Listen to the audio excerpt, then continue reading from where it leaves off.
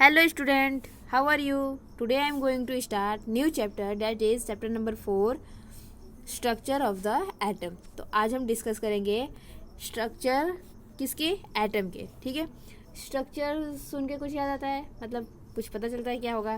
Structure मतलब कि उनका शेप किस तरीके से होगा, किस तरीके से वो दिखते हैं एटम्स। ठीक है, जैसे कि अगर मैं बोलूँ कि फ़ैन, ठीक है, अगर जैसे ही मैंने कहा फ़ैन तो आपको क्या दिखाई देगा, आपको फ़ैन में 3 पंखे इस तरीके से लगे हुए दिखाई देंगे। ठीक है, कि डेट इज़ फ़ैन, इस तरीके का फ़ैन होता है। या फिर कुछ भी टेबल, चेयर, तो टेबल अगर बोला तो टेबल दिखाई देगा कि हाँ ऐसे टेबल्स होते हैं। तो उनकी स्ट्रक्चर है, जैसे ही नाम लो उनकी स्ट्रक्चर हमें याद आता है। अब ऐसे ही हम यहाँ पे डिस्कस करेंगे एटम्स के बारे में कि एटम का स्ट्रक्चर कैसा होता है, एटम कैसे दिखते हैं। ठीक है, जैसे कि अगर मैं तो बोलूँ आयरन है, ठीक है, तो यहाँ पे जो एलिमेंट आयरन है, तो आयरन देख के क्या कि हाँ ब्राउन कलर की रोड दिखाई देता है, दरवाजे दिखाई देंगे, याद आएगा। ठीक है, तो इस तरीके के गोल्ड बोलोगे, गोल्ड बोला तो ज्वेलरीज याद आते हैं। ठीक है, तो इस तरीके के सबके अलग अलग स्ट्रक्चर होते हैं। अब इनके जो हम दूसरे यहाँ पे पढ़ेंगे, जैसे कि कार्बन है, हाइड्रोजन है, नाइट्रोजन है, ऑक्सीजन है, ये सारे एटम्स हैं, एलिमेंट हैं। तो इनकी स्ट्रक्चर किस तरीके से होंगे, ये कैसे दिखते होंगे, वो हमें डिस्कस करना होगा। ठीक है, तो फर्स्ट ऑफ ऑल हम अभी यहाँ डिस्कस करेंगे कि हमने चैप्टर 3 में पढ़ा क्या है। ठीक है, आपने थर्ड चैप्टर में डिस्कस किया क्या है।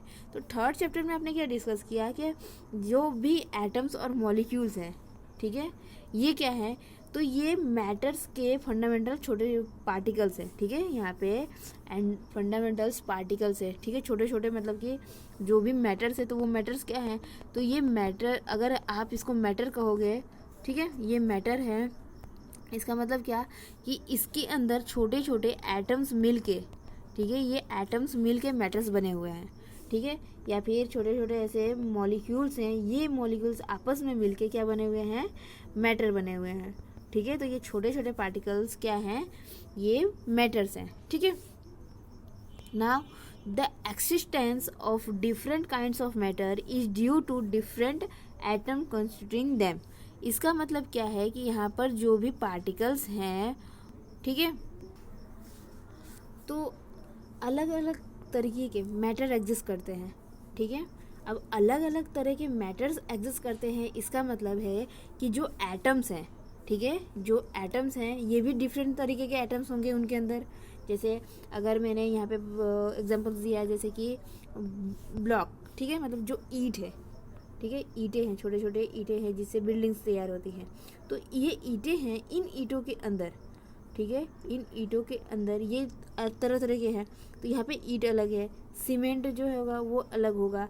टेबल के अंदर, टेबल भी मैटर है। ठीक है, मैटर की डेफिनेशन तो सबको पता है कि anything which have mass and occupy space is called matter. ठीक है, तो जो भी टेबल, चेयर, ये सब मैटर है। यहाँ तक कि ये मेरा फ़ोन भी मैटर है। तो अब ये क्या है, क्या इसके मैटर के अंदर कैसे एटम्स हैं कि इनको हर सब सारी चीज़ों से डिफरेंट बनाता है।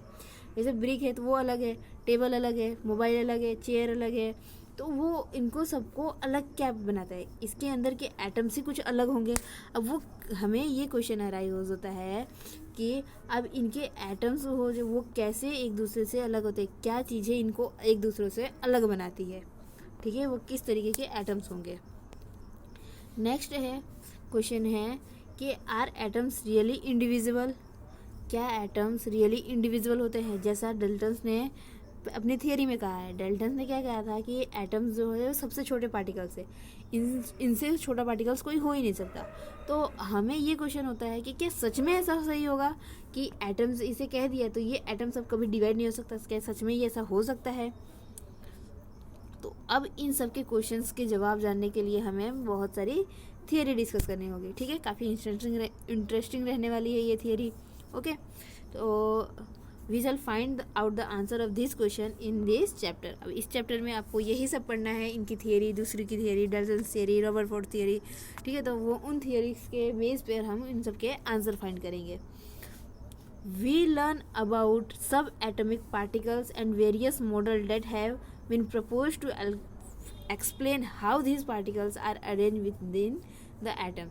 तो हम यहाँ पे डिस्कस करने वाले हैं कि कैसे सब एटॉमिक पार्टिकल्स उसके हैं, ठीक है। यहाँ पे हम उसके सब एटॉमिक पार्टिकल्स पढ़ेंगे, मतलब कि एटम से भी छोटे पार्टिकल्स के बारे में हम यहाँ डिस्कस करेंगे, और उनके वेरियस मॉडल, अलग अलग मॉडल्स के बारे में डिस्कस करेंगे, जो एक्सप्लेन करेगा कि कैसे इनके अंदर, पार्टिकल्स के अंदर एटम्स की अरेंजमेंट है, ठीक है। किसी भी पार्टिकल्स के, ये एक पार्टिकल्स है, ठीक है, ये इतना पार्टिकल्स है, तो इन पार्टिकल्स के अंदर कैसे एटम्स का अरेंजमेंट है, ये हम डिस्कस करेंगे, ठीक है।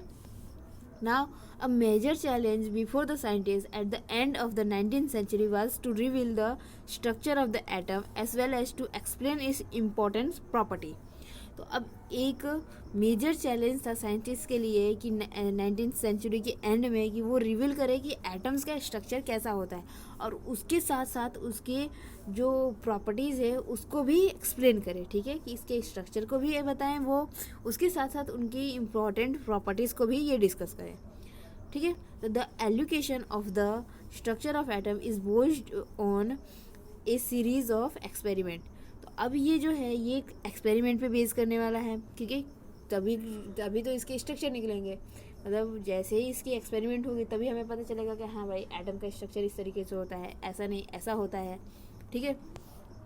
Now one of the first indication that atoms are not individual, एक पहला इंडिकेशन आया जो फर्स्ट इंडिकेशन था वो था, तो ये कहाँ से आया, तो comes from the studying static electricity and condition under which electricity is conducted by different substance. तो यहाँ से पहली थ्योरी आई, जो फर्स्ट इंडिकेशन था कि जब एटम्स है वो इंडिविजुअल नहीं है, और ये कहाँ से आया, तो ये स्टडी कर रहे थे जब स्टैटिक इलेक्ट्रिसिटी के बारे में और उसके कंडीशन के बारे में, तब यहाँ से हमने वो निकाला, ठीक है, कि एटम्स जो है वो इंडिविजुअल नहीं होंगे। नाउ फर्स्ट हम यहाँ पे डिस्कस करने वाले हैं charge particles in matter. Matters के अंदर के चार्ज पार्टिकल्स, मैटर्स के अंदर चार्ज पार्टिकल्स होते हैं, अब उस चार्ज पार्टिकल्स को यहाँ हम डिस्कस करने वाले हैं। नाउ तो यहाँ पे for understanding the nature of charge particles in matter let us carry out the following activities. अब उसको समझने के लिए हम ये एक्टिविटी 4.1 पढ़ने वाले हैं, ठीक है। अब इसमें हमें क्या करना है, तो हमें क्या कर लेना है, कम ड्राई हेयर, ठीक है, does comb then the attract small pieces of paper, क्या ये स्मॉल पीसेस के पेपर को अट्रैक्ट करेगा। और सेकेंड एक्टिविटी क्या है कि rub a glass rod with a silk cotton and bring the rod near a inflated balloon, observe what happen. तो अभी हमें क्या करना है, देखो दो है, फर्स्ट में क्या करना है, कम लेना है आपको और अपने ड्राई हेयर में लगाना है, ठीक है, और उसके बाद वो छोटे छोटे पीसेस पे, पेपर के पीसेस पे आप उनके पास ले जाओगे, तो वो देखना है कि ये जो कम है आपका, वो कम इनको अट्रैक्ट करता है या नहीं, ठीक है। सेकेंड एक्सपेरिमेंट क्या है कि एक ग्लास का रोड लो, ठीक है, इस ग्लास के रोड को आपको क्या करना है, रब करना है कॉटन, सिल्क कॉटन से, ठीक है। रब करने के बाद इस रोड को आप बलून के पास लेके जाओगे, ठीक है, बलून के पास लेके जाओगे। अब हाँ ऑब्जर्व करना है कि अब क्या हो रहा है, ठीक है। तो आप यहाँ पे ऑब्जर्व क्या करोगे कि ये जो बलून है वो इसके साथ अट्रैक्ट हो जाएगा, इसी तरह पेपर भी अट्रैक्ट हो जाएगा, ओके। अब देखो, from this activity we can conclude that on rubbing two objects together they are become electrically charged। तो अब इससे क्या होगा कि ये जो है वो इलेक्ट्रिकली चार्ज होते हैं। Where does this charge come from, अब ये चार्ज अगर होते हैं तो इनकी चार्जिंग आई कहाँ से। This question can be answer by knowing the atom is divisible and consist of charge particles.